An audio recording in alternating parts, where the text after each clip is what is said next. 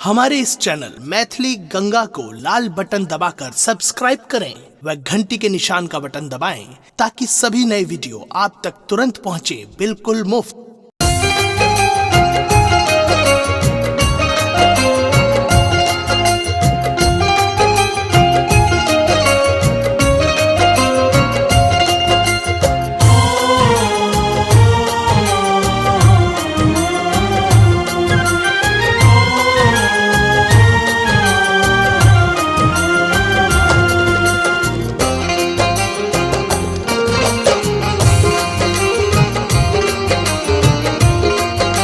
अपने सुन रही थी गंगा कैसेट की प्रस्तुति।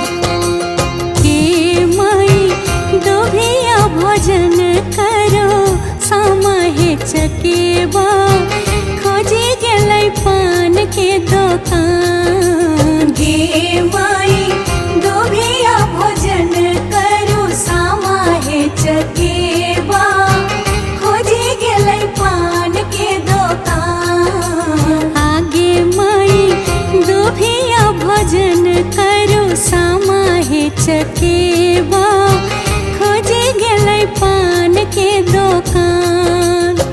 सेहो पान खाएला ना भैया से बड़का भैया रंग लेल बत्तीसो मुख दांत।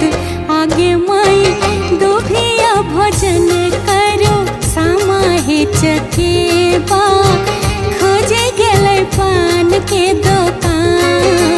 हे माई दोभिया भोजन करो समाहे चकेबा खोजे गेलै पान के दुकान।